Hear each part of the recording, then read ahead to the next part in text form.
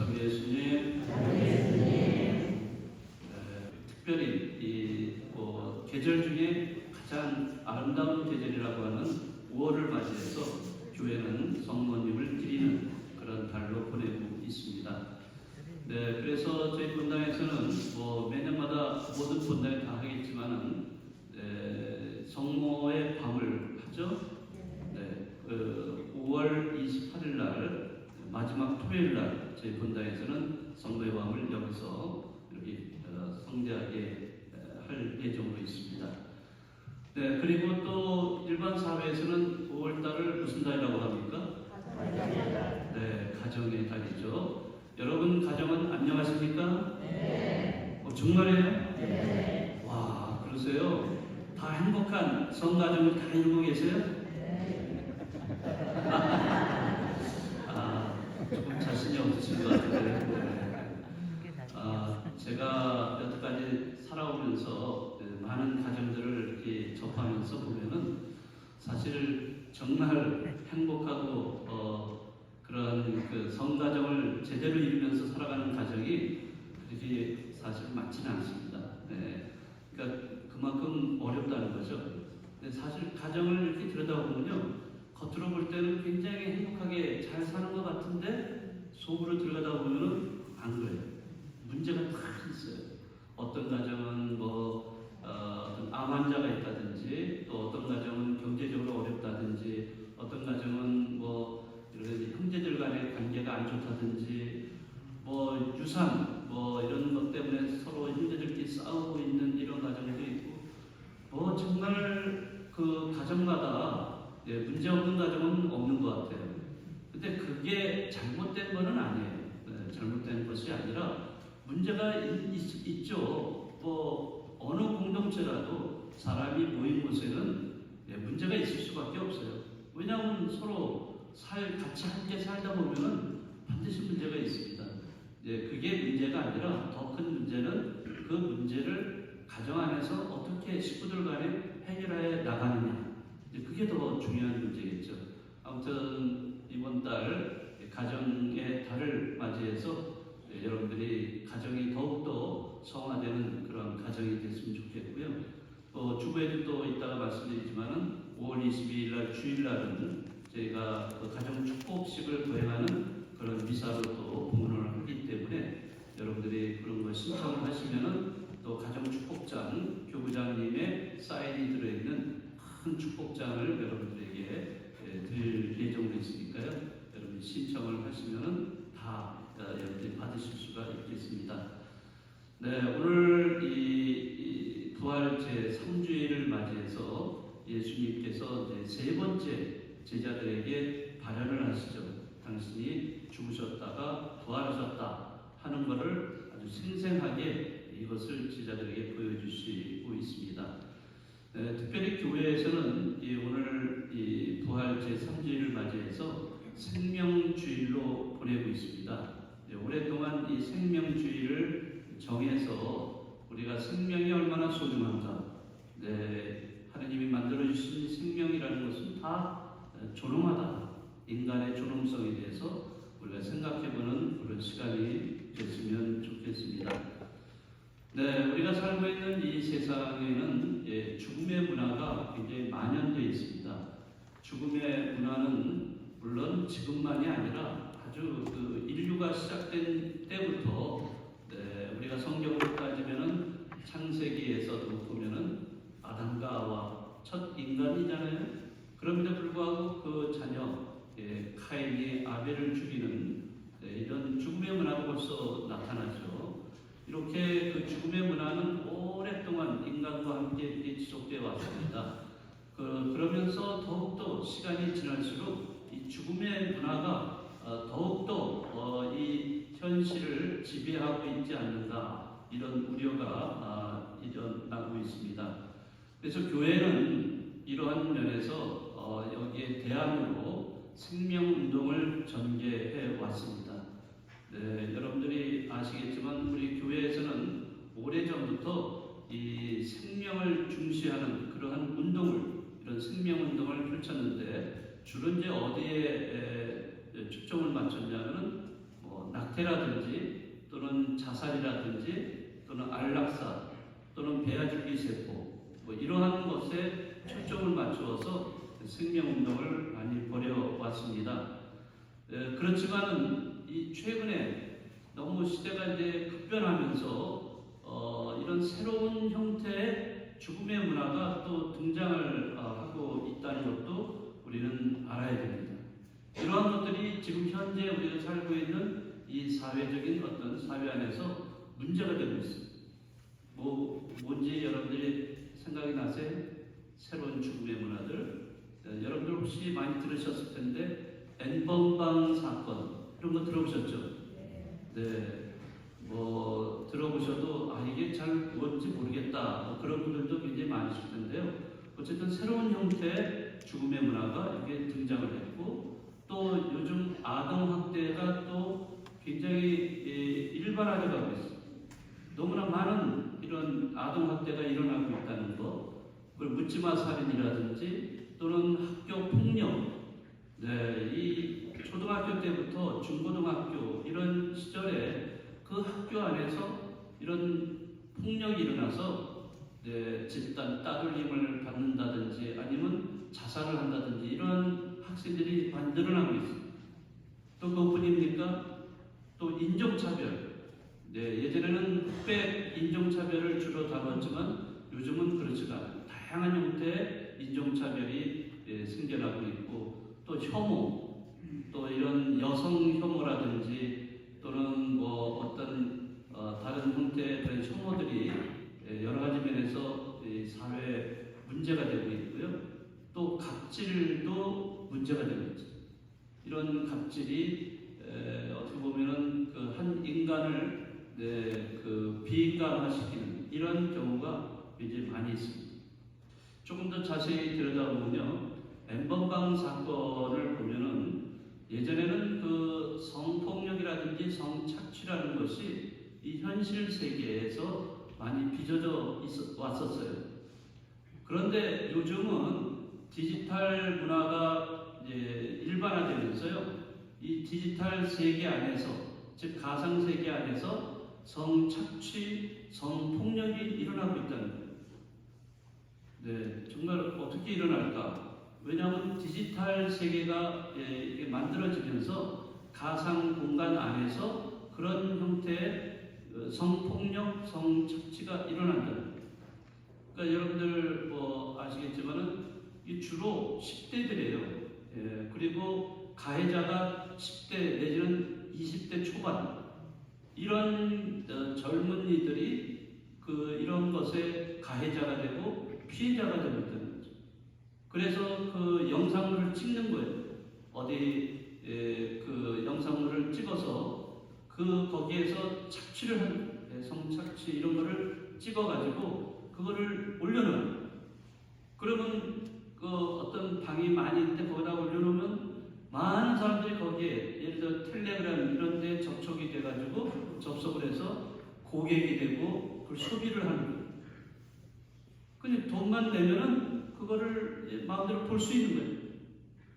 이런 세상에 살고 있다는 거죠. 많은 사람들이 그런 것에 가담을 하고 있고 또 그거를 즐겨보고 있는 이런 상황, 이게 현실이에요. 옛날에는 그냥 이 현실 안에서 그런 것들이 빚어졌지만 지금은 디지털 세계, 가상공간 안에서 이런 것들이 빚어지고 있다는 겁니다. 이런 것이 이 가해자들 뿐만 아니라 피해자들, 그 어린 소녀들 같은 경우 10대들이 여기에 피해자가 되고 있다는 것, 이런 것이 끊임없이 우리 사회에 굉장히 만연되어 있습니다. 또 아동학대 같은 경우도 물론 옛날에도 있었죠. 그러나 요즘은 아동학대가 너무나 빈번하게 일어나고 있습니다. 그 이유는 그 젊은 부부가 아이를 제대로 잘 키워야 되는데, 양육을 해야 되는데, 양육하는 과정에서 본인이 갖고 있는 트라우마가 아이에게 또 전달이 되는 거예요. 어떤 트라우마냐면 이 부모도 어릴 때 부모한테 학대를 당한 거예요. 그게 트라우마가 또 자기 아이를 낳았을 때도 그 아이에게 또 이게 전달이 되고 있다는 거죠. 2년 전인가요? 네, 16개월 된 입양아 정인이 사건 여러분 기억하실 거예요. 16개월밖에 된 어린아이인데 그런 어린아이에게 그 양부모가 다양한 수법으로 참혹하게 학대를 하고 죽였다는 것은 이거는 정말 상상할 수 없는 일이지. 어떻게 그 어린아이를 그렇게 대할 수 있었을까? 그렇지만 이런 아동학대는 지금도 곳곳에서 일어나고 있습니다. 직접적으로는 가정에서 부모가, 간접적으로는 어린이집 교사나 주위 사람들이 학대를 하는 이러한 아동학대가 이제 일상화되고 있다 하는 것을 알 수가 있습니다. 사실 우리 한국 사회는 지금 인구 절벽에 놓여 있어요. 아이를 낳지를 않죠. 이런 저출산의 이런 심각한 어려움을 겪고 있는 상황에서 아이가 태어난다는 것은 축복입니다. 정말. 네, 그런 축복을 받은 아이가 제대로 잘 커야 되는데 이런 학대를 받는다는 것. 예, 그래서 세상을 떠나는 아이들이 많이 늘어나고 있다는 것은 정말 심각한 우리 사회 문제라고 할 수가 있겠습니다. 또 혐오, 범죄 이런 것도 굉장히 많이 늘어나고 있습니다. 네, 예를 들어서 지금 코로나로 인해서 유럽이라든지 미국에서 아시아계에 대한 혐오 이게 굉장히 일반화되어가고 있는 이런 상황에서 피해를 보는 이런 아시아인들이 굉장히 많이 늘어나고 있다는 것도 우리는 뉴스를 통해서 많이 들어왔습니다. 우리나라도 여기에서 제외가 되지 않습니다. 예를 들어서 우리나라에서 최근에 여성 혐오가 굉장히 많이 번져왔어요. 그래서 여성 혐오로 인해서 여성들이 피해를 본다든지 아니면은 어떤 죽음을 당한다든지 이러한 극단적인 사례까지도 나타나고 있고 또 뿐만 아니라 우리나라는 오래전부터 이미 다민족 국가로 되어 왔어요. 외국에서 외국 사람들이 이민을 온다든지 노동을 하기 위해서 오는 이런 외국인들이 굉장히 많이 늘어났어요. 그러니까 전 인구의 10% 가까이 이렇게 많은 인구가 외국인들. 그런데 우리나라는 아직도 이런 외국인들에 대한 이 혐오가 아직도 많이 팽배해 있습니다.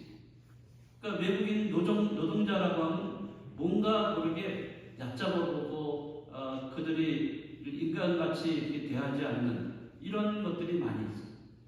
그러니까 여러 가지 모양의 형태의 그런 혐오들도 지금 우리 사회에 만연되어 있고요. 또 갑질 문화가 또 일반화되어 있습니다.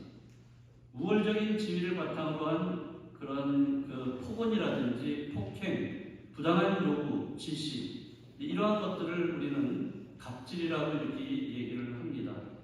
인간의 존엄과 만민의 평등에 반하는 이러한 갑질이 있어서는 절대로 안 됩니다. 예를 들어서 직장 내 이런 갑질이 굉장히 갑질로 인해서 고통을 당하는 사람들이 많습니다.